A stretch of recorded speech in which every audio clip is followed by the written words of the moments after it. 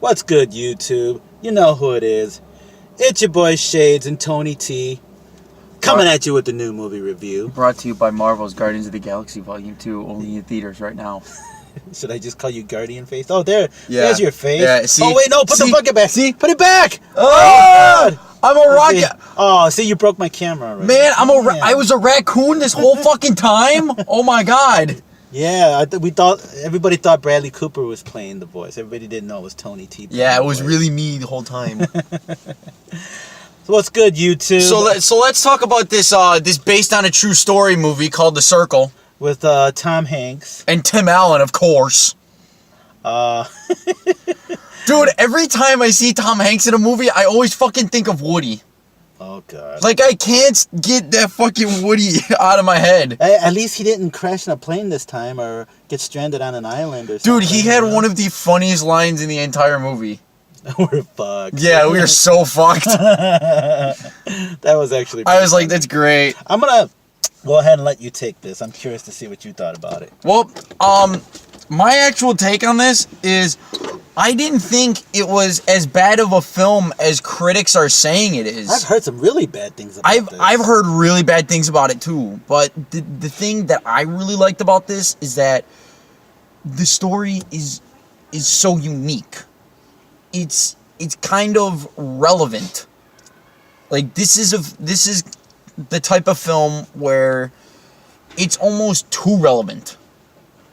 I believe it's exactly what's going on. Because if you look at this film and you look at what the message is trying to say, it's trying to say that everything needs to be open. That's the message of the film. It's saying that everything needs to be out in the public, no more secrets, no more lies, no more anything like that. There still need to be secrets. Not everything should be completely open. Because once everything is open, there go the floodgates. And then everybody will be, It's basically sending the message of we have to avoid a technocracy. Some things are better left unsaid. And some things are better left not to be looked at. Yeah, I believe that this is a lot of what's actually going on. In fact, right now we're probably being watched through our cell phone right now. But The Circle is pretty much, that's what it is. It's about spreading a technocracy that's going to be able to see everything. I mean, his slogan was, it's nice to see No. His slogan is, knowing everything is good, but seeing everything is better. Yeah, something like that. Something.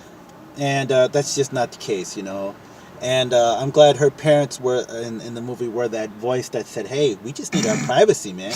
People need their privacy. Period. Not everybody needs to know what's going on." So the message is, it's two messages.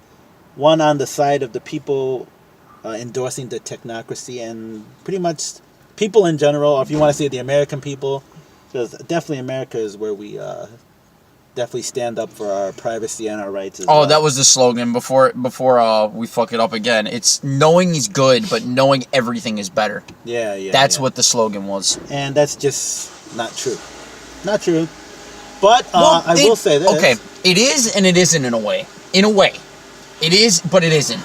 I do like their the message they were advocating as far as some of our elected officials do need to be held accountable. We do need to know what they're doing at the expense of our dime, the taxpayer. Right. But not to the point where I need to know what they're doing in their house or anything like that. But it is nice to be able to know that they're held accountable instead of doing things behind the scenes. But on a different note, I will say, I have a question here. So that actress was not Belle from Beauty and the Beast? That was Belle from Beauty and the Beast. Ooh, I thought I heard you say no. Because I was looking at her, damn it, that looks like Belle. Damn it, that looks like Belle. But Tony said no, and I was believing your ass. Good. I got you roped into the movie. Yeah, she was good, and she was actually good at, I didn't think they were going to go that route with her. Her almost... Don't spoil the movie. Well, yeah, almost becoming part of the circle, I would say. Right. Well, you knew that. Like, I fucking saw that coming from a goddamn mile away, man. Like, no, I really thought that she was gonna be a different voice, especially when she started talking with old boy's character from Star Wars. Oh, John Boyega. John Boyega, yeah. I thought that.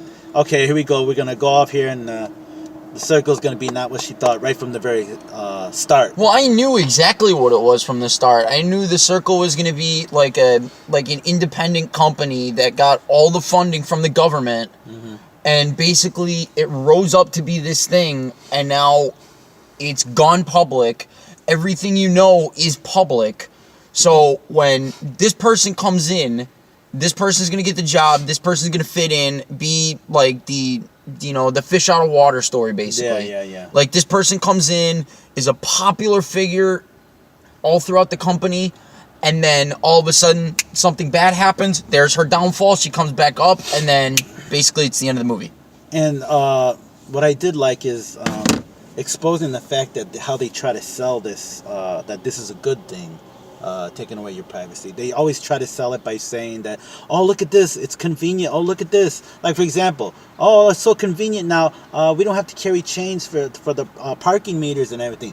Oh, we could just swipe our card. Oh, how convenient. It's lovely. Well, guess what? Somebody knows where you go, what time you went. You know what I'm saying? Right. Invasion of privacy. That's what it is. Okay. And it gets worse than that, too. So every time I swipe my credit card, somebody knows where I am. And you remember how they tried to sell that many years ago? Well, it might have been a little bit before your time. Well, there was this commercial where everybody's like breakdancing in a line, buying things, and they're just swiping the card. Beep, beep, beep, right? And then also one person came out in the line and he pulls out cash, and everybody stopped and looked at him, and he's like, now all of a sudden he pulls out a card, and everybody's like, oh, okay, beat, and then they continue that. You see, they're trying to sell it like, hey, this is good. You're odd if you have cash. No, that doesn't good, because cash is probably our last, how would you say? Our last line of defense. Yeah, last line of defense, and privacy too.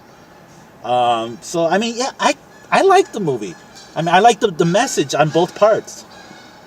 I don't know what these fucking critics are thinking, man. I really don't. This is almost an accountant case. Wait a second. Wait, this is almost an accountant case.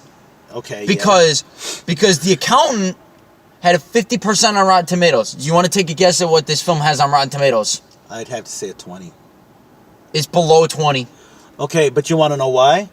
Think about, I know I'm sounding like a conspiracy theorist here. Because it's the elected officials message.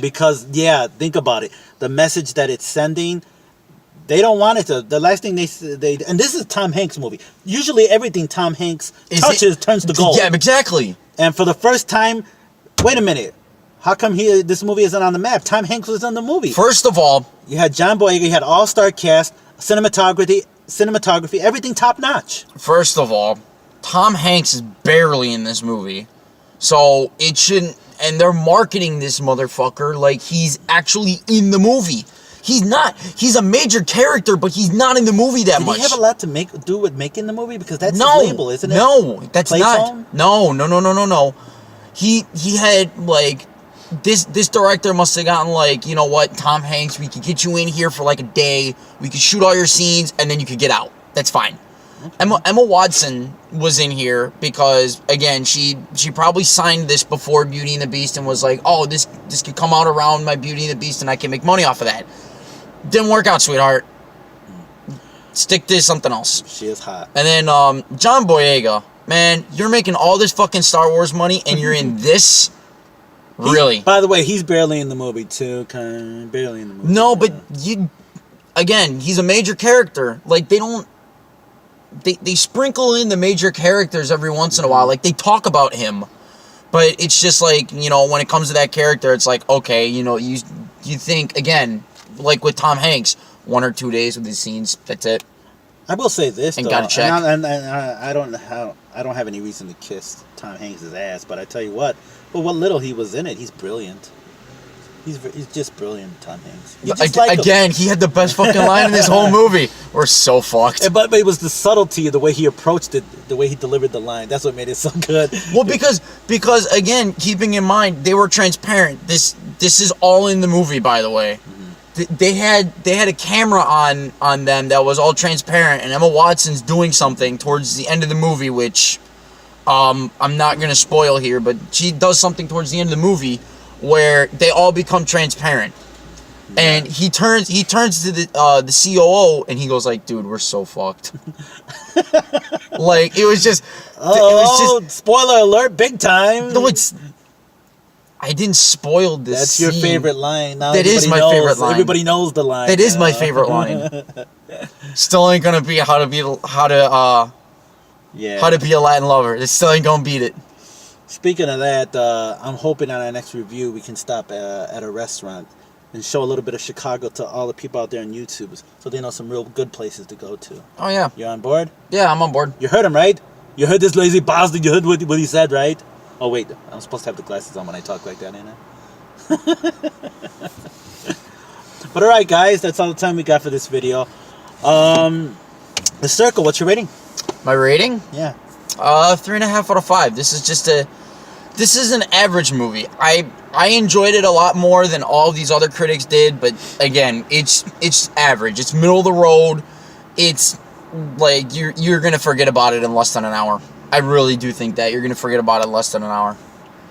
Okay. I'm gonna go with a solid 3.